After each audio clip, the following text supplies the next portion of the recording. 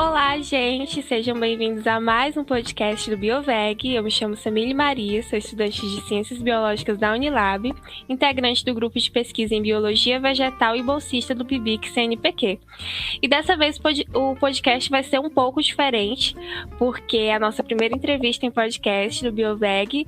Estamos aqui com o senhor Enio. E aí, como é que você tá? Gostaria que você se apresentasse pra gente.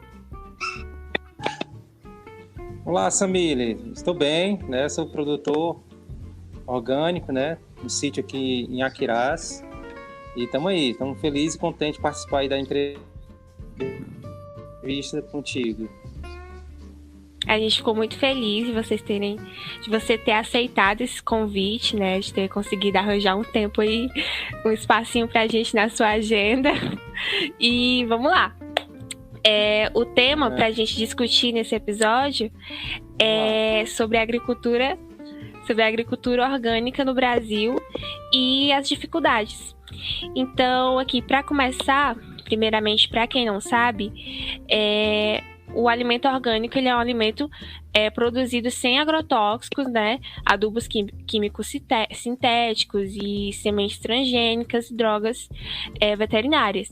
Então, eu vou aqui iniciar essa nossa série de dúvidas e perguntas, curiosidades, fazendo aqui algumas perguntas para o senhor Enio, tá? Então, quais as principais motivações para vocês trabalharem com alimentos orgânicos?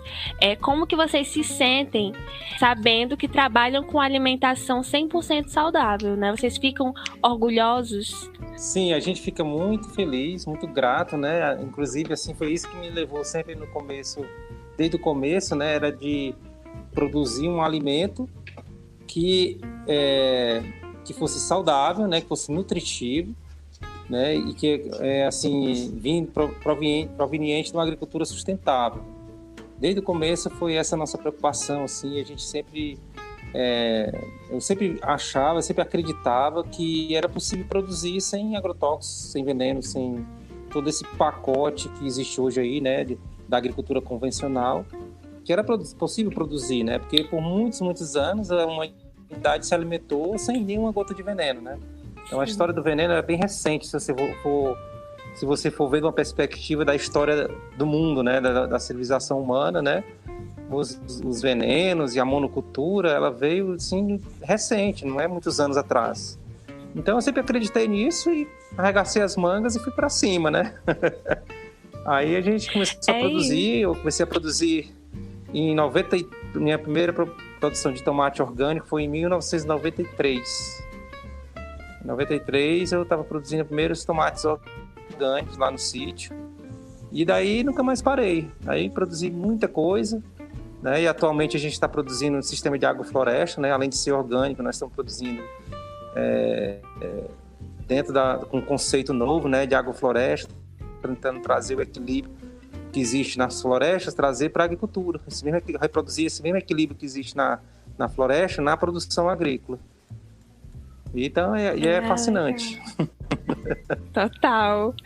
Tanto que, como o senhor disse, né, que é algo muito antigo. Por exemplo, eu não sabia até então que eu me alimentei a minha vida inteira de frutas orgânicas, porque eu sou do interior e a minha avó tinha um roçado e tal, a gente se alimentava desse roçado.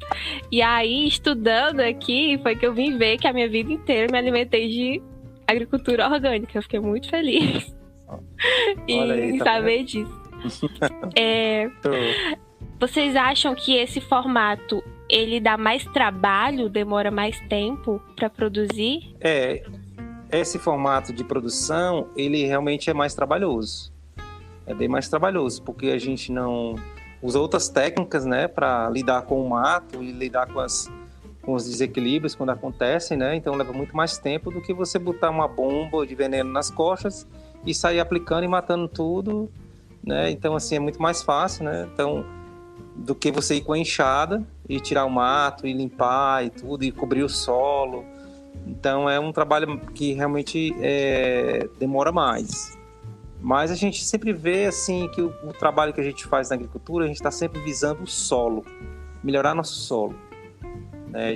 Então, assim, a agricultura orgânica, ela tem essa base, assim, né? Que a gente quer que o nosso solo esteja cada vez melhor. Então, assim, no começo é bem mais sofrido, né? Mas com o passar dos anos, nosso solo vai ficando cada vez melhor. E tem muitas práticas agrícolas convencionais, hoje em dia, solos ficando desertos por uma prática agrícola que é totalmente insustentável. Então, essa a diferença está aí, sabe? Exatamente. E em questão de mão de obra, existe uma carência? Existe uma carência. Que?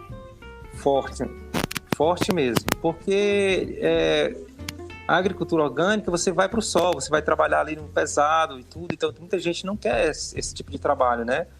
Porque tem seus os desconfortos da roça, né? Então, nós estamos vivendo uma época onde as pessoas querem as coisas muito mais, querem as coisas fáceis, né? Meio instantâneas, né? Então, assim, na agricultura orgânica, assim, você está ali naquela lida, né? E não é instantâneo, você tem que esperar, e às vezes você perde, tem que começar de novo. Então, assim, é bem mais difícil, né? Então, existe técnica também, observação. Então, às vezes até é difícil também você encontrar gente para trabalhar por causa dos conceitos que as pessoas que moram na roça têm hoje em dia. Elas já foram contaminadas com um certo tipo de produção, de usar, por exemplo, aqui no Ceará é muito comum fazer queimada. Fazer um roço com queimada, né? Quando você queima, você está matando o solo. Você está estudante de biologia, né? Então, o solo ele tem uma riqueza biológica no solo, assim, que é imensurável, né? Eu diria.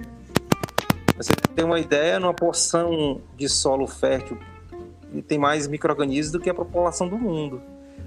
Então, quando você vem e taca fogo, quando você taca fogo, ou faz o fogo, né? Aí você tem a cinza ela é um tipo de adubo, depois você vai ter uma recompensa por aquilo ali, mas é coisa meio que instantânea, né? Com o tempo, o seu solo vai ficando cada vez mais pobre, você está tirando a diversidade do seu solo, né? Da biologia, tirando a vida, né? Então, é uma agricultura insustentável. Então, às vezes, é difícil você encontrar mão de obra porque você tem que mudar a maneira de pensar, a maneira de plantar, a maneira das pessoas verem a agricultura, né? Por exemplo, lá no meu caso, no sítio lá, eu demorei um tempinho até o pessoal entender a importância, por exemplo, de cobrir o solo, né? De manter o solo coberto, né? Como as vantagens que tem de cobrir o solo. Ainda mais a gente está no Ceará, que tem muito sol, né? O sol esquenta muito. Então, se o solo não estiver coberto, as plantas não aguentam. A evaporação é muito grande, ela perde muita água, então a vida fica muito mais difícil. Aí isso também causa uma seletividade na produção. Aí você não vai conseguir produzir muitas coisas diferentes, porque você vai poder produzir só coisas que aguentam muito sol, né? Então, quando você começa a cobrir o solo e usar certas técnicas, né, que a agrofloresta ensina, por exemplo, né, dos extratos, então você cria seu próprio ambiente, né? Você cria sombra, você cria Então, quando você entra num sistema de agrofloresta, a diferença de temperatura é de mais de 10 graus, dentro da floresta ou para fora da agrofloresta. É uma coisa impressionante. Quem vai lá no sítio vê a diferença. Quando você entra, aí é aquele frescor ali dentro e tudo, e um sistema produtivo, mas que com um clima totalmente diferente. Então é muito interessante, assim, é muito fascinante, como eu te falei. Caramba, estou fascinada. Para chegar nisso, leva um tempo. Imagino. E para a incidência de insetos e pragas, como é que funciona? Então, insetos, a gente nem chama de pragas, né, na verdade. Nosso conceito, quando tem um inseto que predomina mais, é porque ele está ali para trazer equilíbrio, não para trazer desequilíbrio. Na verdade, ele é o fruto de um desequilíbrio. Então, eles vêm ali para lidar com aquele desequilíbrio. Então, a gente vê de outra forma, assim, a gente não chama de praga, mas a gente vê mais insetos que estão ali atuando para trazer um equilíbrio. Quando você planta um tipo de cultura só, a monocultura, né? Então, você está favorecendo só um tipo de biologia. Você está promovendo uma biologia diversa. Então, ela tende ao equilíbrio. Quando você fica na monocultura, tende ao desequilíbrio. Aí, esse desequilíbrio, aí vem os insetos que vão predominar porque tem um desequilíbrio. Então, na verdade, eles estão atuando ali como um agente do desequilíbrio, né? Então, o que a gente faz? A gente tenta diversificar, né? Aí, quando a gente diversifica, a gente chega mais perto do equilíbrio. E a gente tem menos problema com esses insetos, né? Ou com até mesmo plantas que podem causar um desequilíbrio. Uau! Incrível!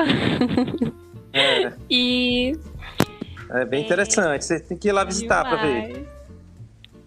Tô aqui com muita vontade. E a questão da adubação? E tem irrigação também? Queria saber.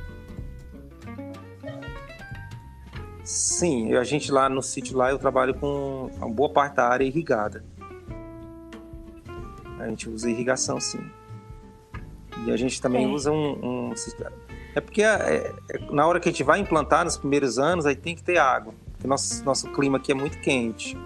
Né? Então, mas aí depois que tem 2 anos de idade, a partir do 2º ano, então o sistema está mais equilibrado, precisa de menos água. Aí eu trabalho com irrigação de gotejo, né? Onde vai caindo só aquelas gotinhas, usando muito bem a água, né? E cobrindo o solo. Então toda essa água que cai no solo, ela não evapora fácil, ela fica ali embaixo e mantém um ambiente mais úmido, com a temperatura melhor. Então isso favorece também uma boa biologia. Então favorece um equilíbrio. Então a gente trabalha assim, né? Atualmente é assim. Agora tem sistemas que dá para montar sem água, né? Sistemas mas aí você tem que selecionar muito bem as plantas e tudo, porque são plantas que conseguem armazenar água, né? Aí limita também muito o teu tipo de produção. Aí se tu vai viver da roça, você vai ter que vender o que você produz, então sem água fica muito limitada a sua produção. Verdade.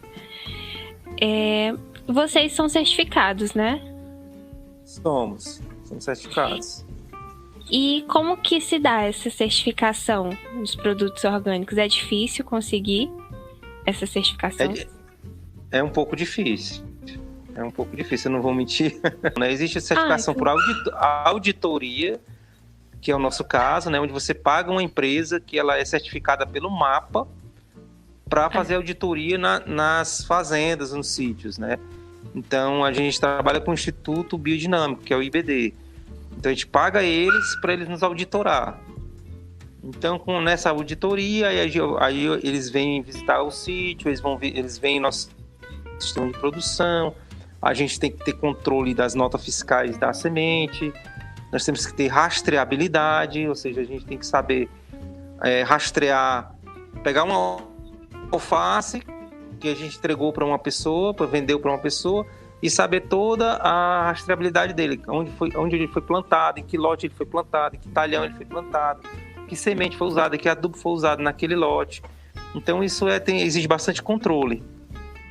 Essa é uma das maneiras de certificação, né? A outra maneira é você fazer que chama Sistema de Participação de Garantia, o SPG, que aí se juntam alguns produtores e os produtores se certificam, né?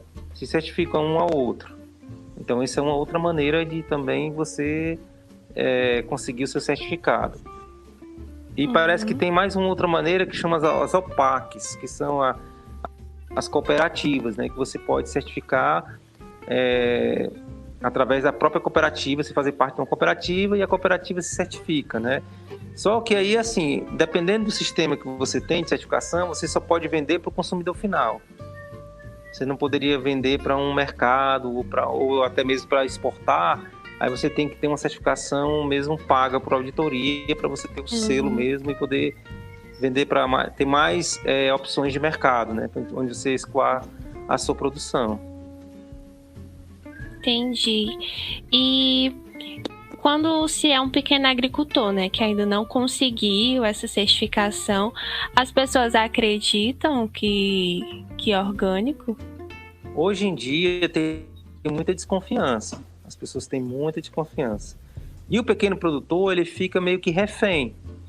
Porque como é que ele vai pagar uma certificação né? E ter todo esse controle e, sabe, e poder ter o selinho ali nos produtos dele. Isso. Então, realmente é bem difícil para o pequeno produtor. É muito difícil mesmo.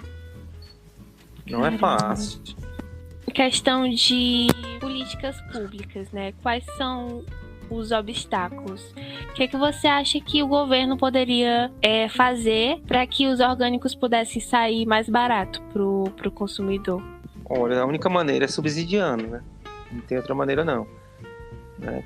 Mas o que é engraçado, até mesmo um pouco irônico, é que quem é orgânico, que não usa veneno e tudo mais, tem que passar por todo esse processo, e quem está usando veneno não tem que fazer nenhuma auditoria, não tem nenhuma fiscalização quase.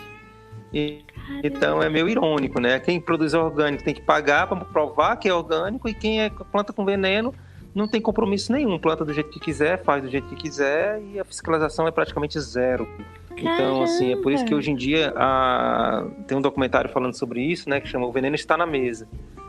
Vale a pena assistir, talvez você já tenha assistido, mas parece que cada pessoa por ano consome de 4 litros de veneno por ano, só de resíduo de veneno, de agrotóxicos nos alimentos. Então você vê aí a ironia, né? Total.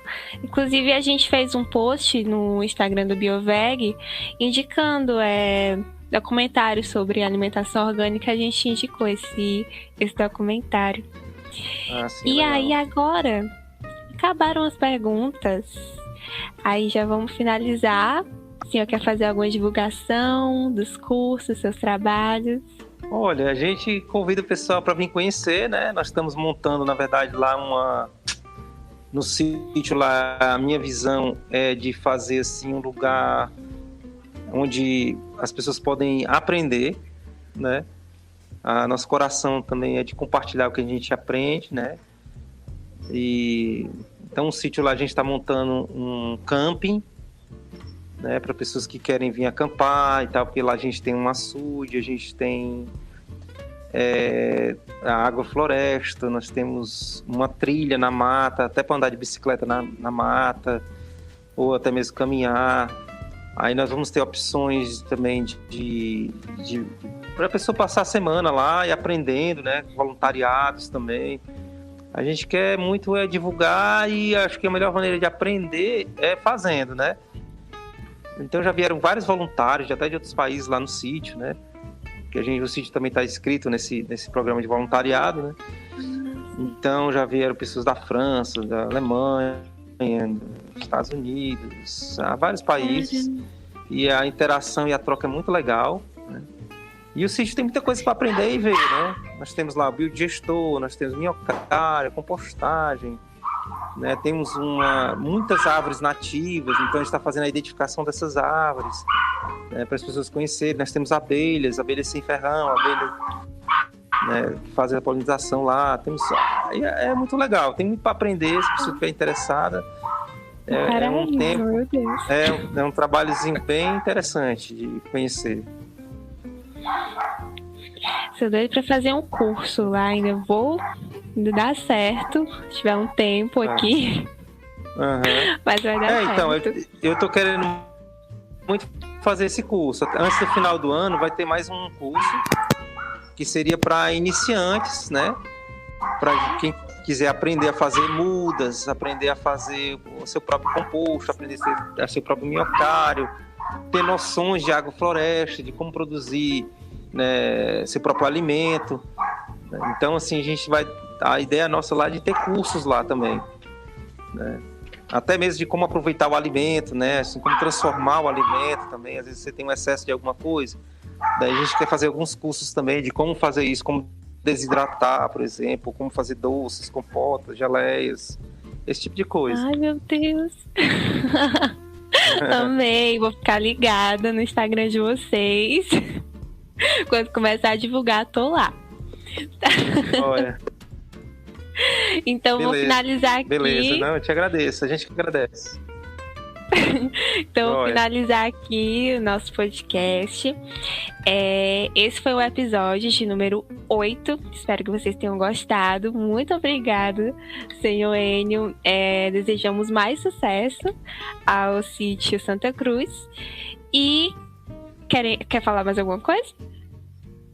Não, estamos aí. Precisando da gente, a gente está aí. Muito obrigada.